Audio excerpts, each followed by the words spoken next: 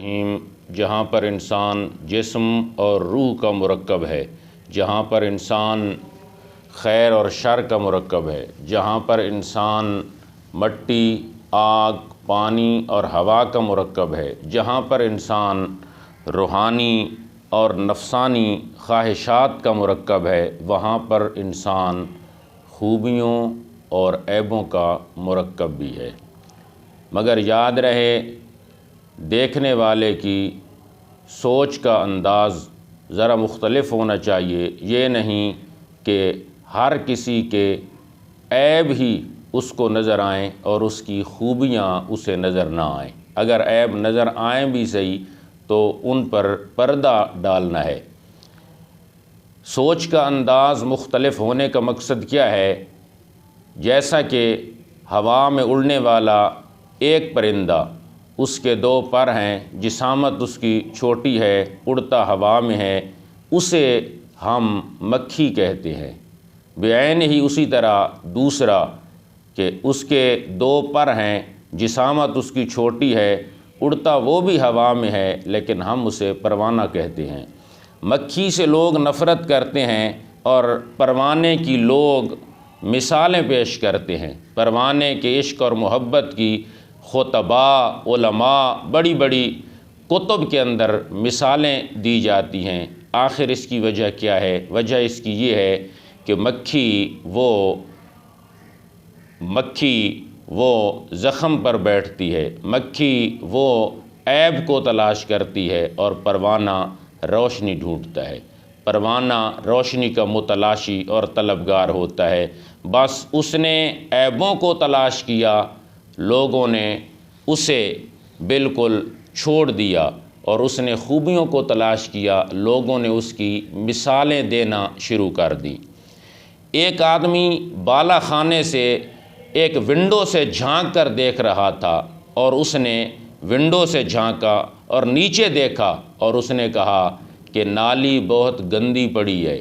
وہ شخص پیچھے ہٹا اور دوسرے شخص نے اسی ونڈو سے جھانک کر دیکھا اور اوپر دیکھا، اور اس نے کہا ستارے بڑی آب و تاب سے چمک رہے ہیں۔ اب سوچ کا انداز دیکھیے، وہی ونڈو ہے، وہی ڈبل سٹوری ہے، وہی بالا خانہ ہے، وہی چھت ہے، وہی وقت ہے۔ ایک نے دیکھا، اس کی نظر نالی پر پڑی، دوسرے نے دیکھا، اس کی نظر دمکتے ہوئے ستاروں پر پڑی۔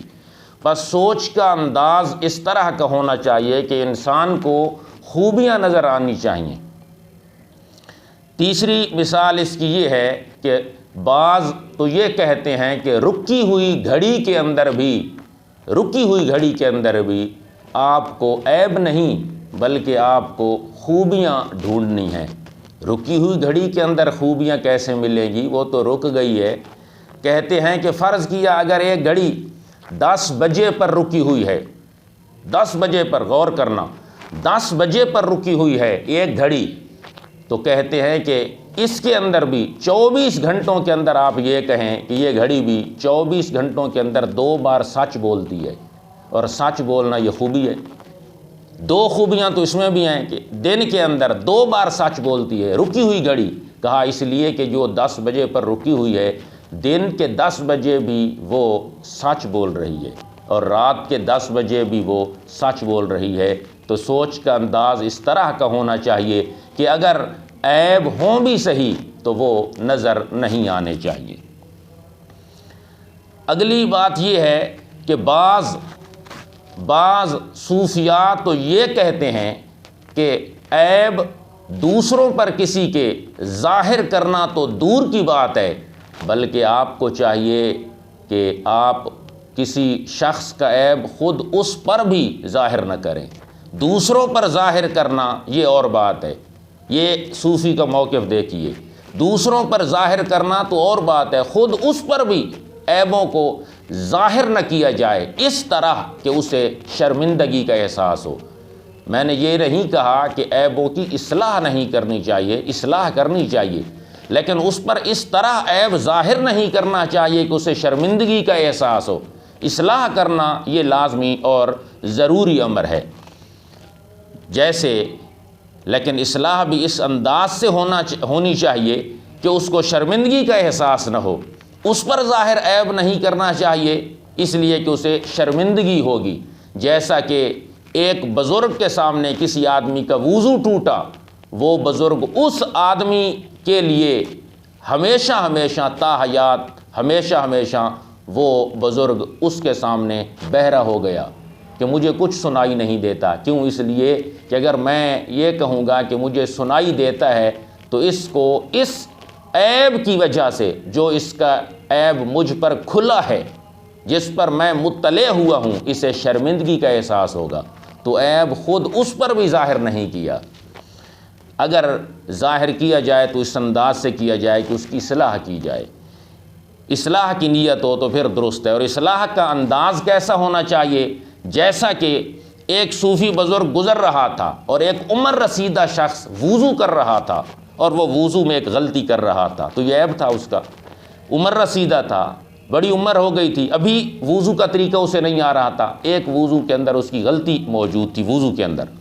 تو اس نے کہا، بابا جی آپ دیکھیے، میں وضو کرنا چاہتا ہوں اور میرے وضو کے اندر کوئی غلطی ہو تو مجھے بتا دیجئے، کوئی گائیڈ لائن میں آپ سے لینا چاہتا ہوں وضو کے متعلق۔ اس نے کہا وضو کیجئے۔ وضو اس نے کیا۔ جب وضو کیا تو وہ بزرگ جب وضو سے فارغ ہوا تو اس عمر رسیدہ شخص نے اس کی جبین اور اس کی پیشانی کو بوسہ دیا، کیونکہ بوڑھا تھا اس لیے اس نے جبین کو بوسہ دیا، ہاتھوں کو نہیں، اور کہا کہ آپ کا وضو غلط نہیں ہے، میرے وضو کے اندر غلطی ہے۔ بس اس نے کہا یہی آپ کو بتانا تھا، اب بتانے کا انداز دیکھیے، یہ تو نہیں کہا کہ آپ عمر رسیدہ شخص ہو گئے ہیں اور ابھی تک آپ کو وضو کا طریقہ نہیں آتا، یہ نہیں کہا۔ تو اس انداز سے عیب کی اصلاح کرنی چاہیے کہ اگلے آدمی کو شرمندگی کا احساس نہ ہو۔ بس جب آدمی اس طرح اصلاح کرے گا تو آدمی اس اصلاح کو قبول بھی کر لے گا۔ ہاں، اصل کے اندر مسئلہ کیا ہے؟ مسئلہ یہ تھا کہ انسانوں کے عیبوں کو چھپانا ہے، لیکن کیوں؟ اس لیے کہ یہ خدا کی صفت ہے۔ فرشتوں کے سامنے لوح محفوظ پر جب انسانوں کے دفتر اعمال کھلتے ہیں تو وہ صفحات جن پر انسانوں کی خوبیاں ہوتی ہیں، فرشتے انہیں اچھی طرح پڑھ لیتے ہیں۔ جب لوگوں کی برائیوں کا اور عیبوں کا چیپٹر شروع ہوتا ہے تو خدا اس پر پردہ ڈال دیتا ہے۔ تو فرشتوں کے سامنے اللہ تبارک و تعالی انسانوں کے عیب نہیں کھولتا، اس لیے ستار العیوب یہ اللہ کی صفت ہے، اور جو شخص اللہ کی اس صفت کا مظہر ہوگا وہ گویا اللہ تبارک و تعالیٰ کا محبوب بندہ ہوگا۔ اصل مسئلہ یہ تھا کہ انسانوں کے عیبوں کو چھپانا ہے، مگر سودے کے عیب کو ظاہر کرنا ہے۔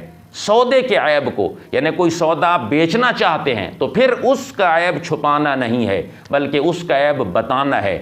قاضی شرح کے دور کے اندر تو یہ مسئلہ بڑا اختلاف پکڑ گیا تھا، اس لیے کہ اس دور کے اندر کچھ علماء تھے، وہ کہتے تھے کہ سودے کے اندر عیب کو بتایا جائے کہ اس کپڑے کے تھان کے اندر عیب ہے، لیکن کچھ علماء کہتے تھے بتایا نہ جائے بلکہ عیب دکھایا جائے، اس پر انگلی رکھ کے دکھایا جائے کہ یہ عیب ہے۔ بتانا اور ہے، دکھانا اور ہے۔ تو سودے کے عیب کو ظاہر کرنا ہوتا ہے، بتانا ہوتا ہے، دکھانا ہوتا ہے، لیکن لوگوں کے عیبوں کو چھپانا ہوتا ہے۔ عیب دل کے دھل گئے، قسمت کے عقدے کھل گئے، آپ کی نسبت ہوئی حاصل تو ہم اچھے لگے، وما علینا الا البلاغ المبین۔